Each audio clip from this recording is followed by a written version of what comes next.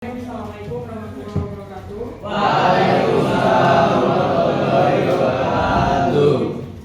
Untuk hari ini kita akan mempelajari atau belajar tentang pengoperasian ya, pengaplikasian dan kolaborasi perangkat kecerdasan artifisial ya. Jadi sesuai dengan materi hari ini ya, di pelajaran coding dan kecerdasan artifisial kita coba cara pengoperasiannya ya. Nah, nanti di akhir sesi kita akan mencoba aplikasi coding. Maaf, untuk KKA-nya dulu ya, maksudnya kecerdasan artifisialnya dulu ya. Nah, lanjut di sini karena kita baru mengenal ya tentang AI. Nah, ini adalah fungsi dari AI ya, atau pengertian dari AI. AI itu sistem yang bisa belajar dari data.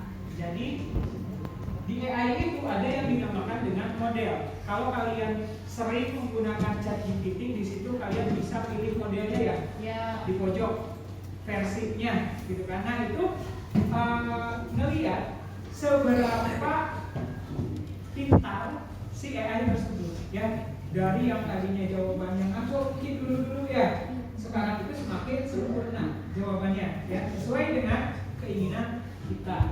Jadi dia itu bisa belajar dari data. Data itu dari mana? Ya dari kita juga sebenarnya ya.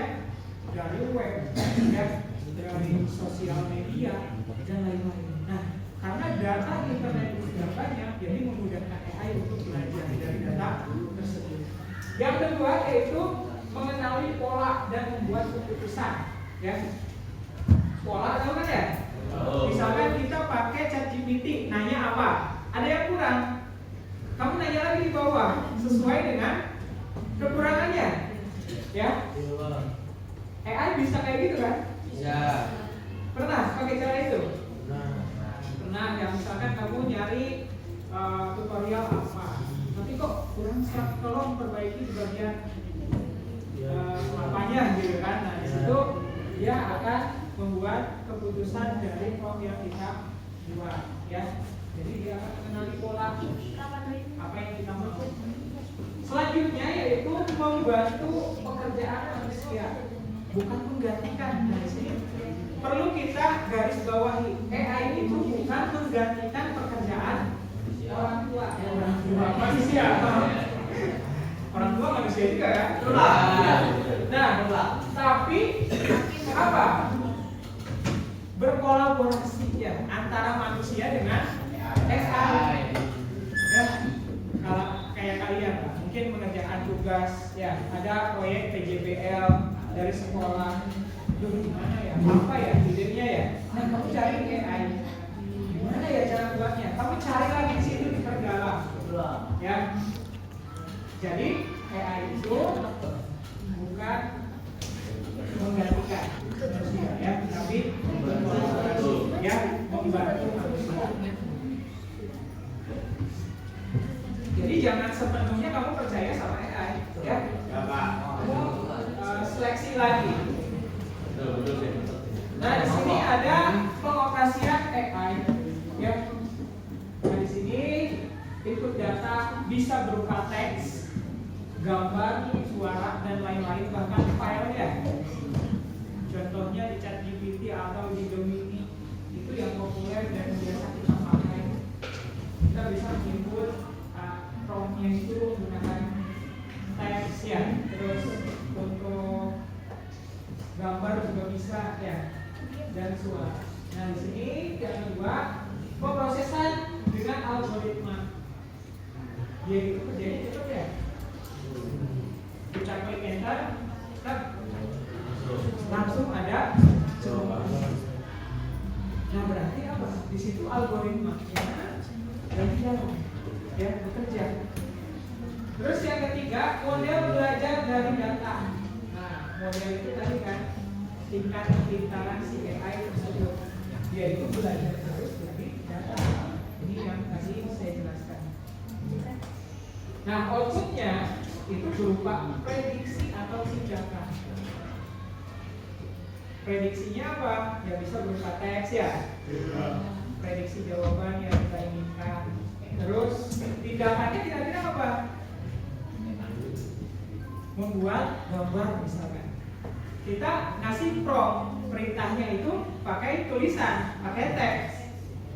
Nah, dia bertindak membuat gambar sesuai yang dideskripsikan pada promptnya. Nah, terus yang kelima umpan balik. Nah, di sini AI itu semakin pintar, ya. Karena apa? Dilatih. AI itu dilatih. Sama seperti manusia, ya. Manusia sering latihan ya semakin pintar. Gak ada yang bodoh sebenarnya manusia itu. Adanya yang malas ya. Karena apa? Semakin dilatih, saya rasa semua orang itu akan pintar, ya. Selanjutnya, nah di sini pengaplikasian AI itu ada beberapa contoh. Contohnya di bidang pendidikan, ya. Kalian kalau mau melakukan apa? Presentasi, nyari sumber, ya, itu menggunakan AI. Pembelajaran itu lebih adaptif lagi. Tidak monoton ya kalau kita menggunakan AI. Terus di bidang kesehatan, mendeteksi penyakit, bisa nggak? Bisa ya. Bahkan hal yang simpel, misalkan saya memiliki keluhan sakit kepala, misalkan. Terus apalagi? Ya kamu tulis tuh di AI tersebut. Nah, AI itu bisa memprediksi ya penyakit apa yang sedang kamu alami, ya, yang masuk ke dalam tubuh kamu, gitu kan. Terus transportasi, mobil otonom. Nah, ini pernah mau diaplikasikan di IKN ya waktu itu ya. Bus tanpa awak, tanpa supir ya. Nah, itu salah satu implementasi AI. Dia bisa baca apa? Marka jalan berarti. Tapi marka jalannya jangan rusak, ya. Jangan rusak. Karena kalau rusak, ya, itu nanti sensor-sensornya akan kesulitan dalam membaca instruksi atau tanda-tanda jalan tersebut ya. Kalau di luar negeri ya sudah jalan kayaknya ya. Tesla ya. Kalau di Indonesia belum cocok seperti itu. Selanjutnya di bidang bisnis itu ini chatbot ya dan rekomendasi produk. Chatbot itu kalau kalian pernah ngechat ke suatu bisnis ya, dia itu balas secara otomatis. Apa yang kita tanya dia sudah ada jawabannya. Dan itu dilakukan secara cepat ya. Karena kalau pelanggan lama membalesnya ya, itu biasanya akan beralih ke yang lain ya.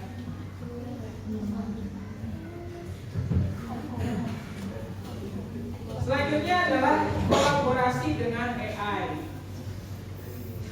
Oke. AI itu membantu manusia bekerja lebih efisien, hemat waktu ketika kita pakai AI. Ya. Jadi kalau kamu ada tugas dari sekolah ya, mungkin tugasnya itu sampai dibawa ke rumah karena nggak selesai di sekolah. Nah itu harusnya udah nggak terjadi ya. Karena apa? Dengan adanya AI ini kita bisa lebih banyak referensi. Ya. Jadi waktu kita akan lebih efisien digunakan. Selanjutnya, nah ini guru plus AI, pembelajaran lebih interaktif. Ya. Contohnya, guru juga bisa berkolaborasi dengan AI ya. Misalkan saya mau nyari referensi soal, itu bisa dengan mudah saya buat di AI. Coba salah satu AI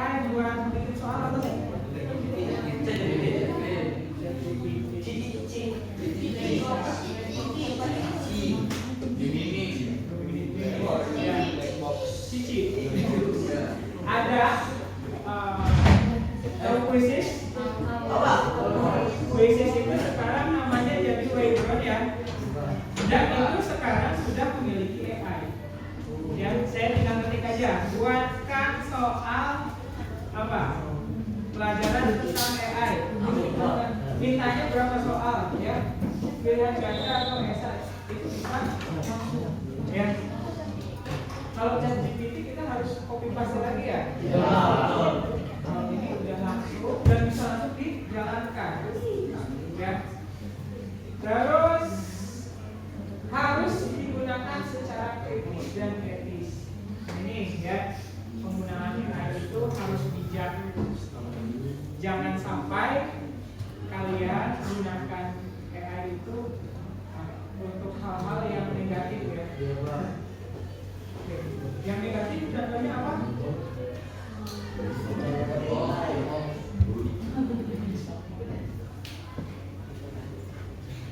Nah, di sini ada tantangan dan etika AI ya. Yaitu privasi dan keamanan data. Otomatis ya, di sini ketika AI itu tahu mempelajari tingkah laku kita yang berarti privasi itu sudah berguna dan keamanan data kita itu sudah di genggaman apa? Genggaman AI, genggaman Google ya, genggaman Meta. Dia tahu semua kan? Aplikasi-aplikasi tersebut tahu data kita. Terus resiko ketergantungan. Nah ini ya. Kalau orang udah ketergantungan dengan AI, dia itu akan sulit berpikir kritis lagi, ya.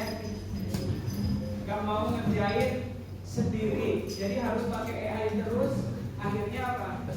Ya kalian otaknya tidak dilatih untuk berpikir. Gak baik ya jadinya.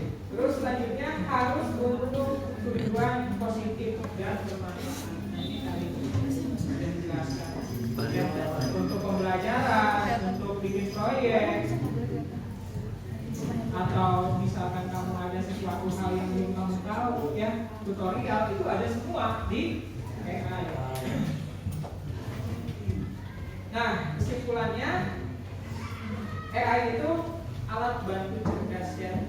Kalau dulu kita nyari itu di Google, kita harus menyeleksi dulu, masuk ke webnya, ya. Kita seleksi benar atau enggak, gitu kan? Prosesnya lebih panjang, gitu kan? Nah, untuk sekarang di sini lebih praktis, ya, dan lebih cerdas.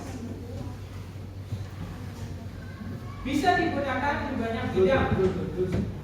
Tadi ada contohnya di pendidikan bisa, ya, di kesehatan bisa. Ini masuk nih segala jenis kategori. Kolaborasi manusia dengan AI yaitu lebih kuat ya. Outputnya diharapkan ketika kita belajar AI menggunakan AI ya. Nah itu berkolaborasi sehingga apa yang kita kerjakan itu kualitasnya lebih baik lagi. Bukan hanya mengandalkan 100% AI, tapi berkolaborasi ya. Terakhir, kritis, etis, dan bertanggung jawab. Semua hal yang dilakukan oleh kalian di AI itu harus bisa dipertanggungjawabkan, ya. Karena bisa saja kalian melanggar norma-norma itu dari AI, gitu kan. Oke, nah selanjutnya kan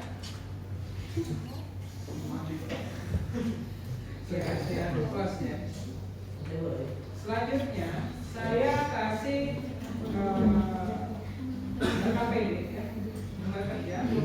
Di sini ada salah satu penerapan dari AI, tapi bukan pakai ChatGPT. Jadi di sini menggunakan Wheelbot namanya ya. Grammar checker. Jadi ini salah satu AI, dia itu bisa ngelihat grammar ada yang salah nggak, cara penulisannya, ya. Kalau kamu misalkan bikin laporan, kamu tinggal copy paste aja nih laporan kamu, masukin ke Quillbot, terus dicek sama dia ada salah tulisan di mana, gitu kan? Ya, oke. Jadi, nah silakan kalian bisa menggunakan komputer atau handphone ya, buka situsnya quillbot.com. Nah terus kalian coba di sini teksnya ini, ya. Nah, teknologi kecerdasan buatan makin berkembang cepatnya di sini ya, cepat. Ini kan nggak sesuai ya, cepat. Nah nanti si AI itu akan apa? Menandai ya kata mana saja yang salah ya, dan bisa langsung diperbaiki. Ini membantu nggak? Oke, membantu pekerjaan manusia kan? Nah untuk LKPD-nya sudah saya share di Classroom ya. Nah nanti silakan kalian kerjakan. Lalu untuk tugasnya di sini silakan kalian copy paste saja hasil dari AI tersebut ke LKPD-nya ya. Nanti dikirim ke Classroom lagi. Ya, silakan. Dibuka aja komputernya silakan. Masuk ke quillbot.com. Quillbot.com. Ya, quillbot.com. Nah, cari di situ grammar checker ya. Pak, yang itu Pak. Internetnya. Coba aja.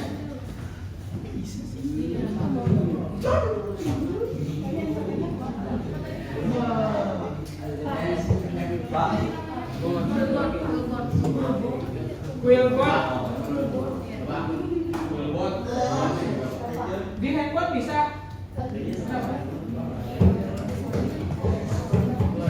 Oh iya, dari Telegram. Iya, Pak. Nah, yang atas berarti.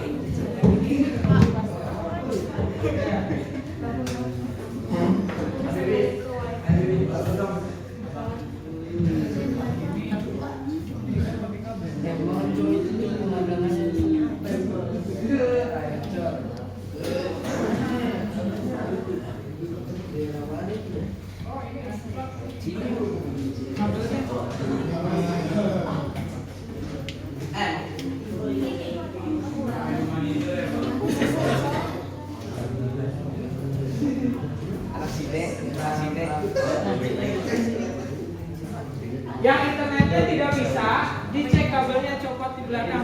Baik, passwordnya apa Pak? Iya,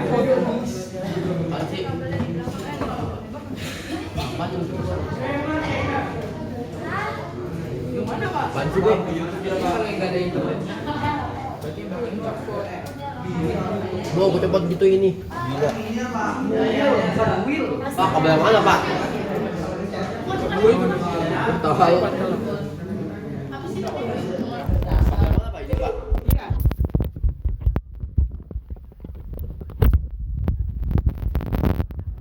Ya? Mau saya aja. Komunik saya.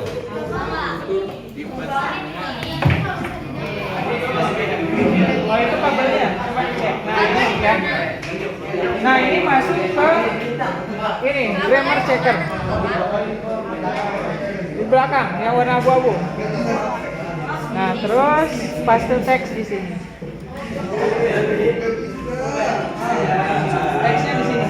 Yang ini Pak. Iya, klik coba. Bapak. Nah, Yang ini. iya. Nyata ya.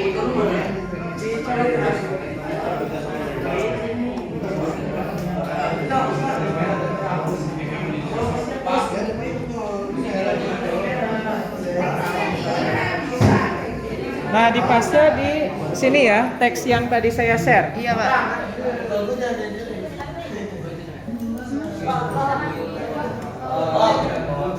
Ya.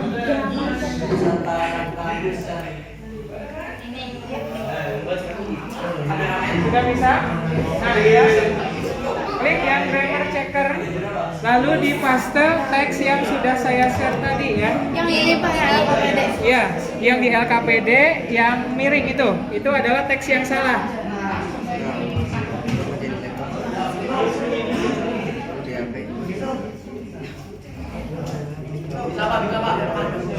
Oh, bisa satu HP.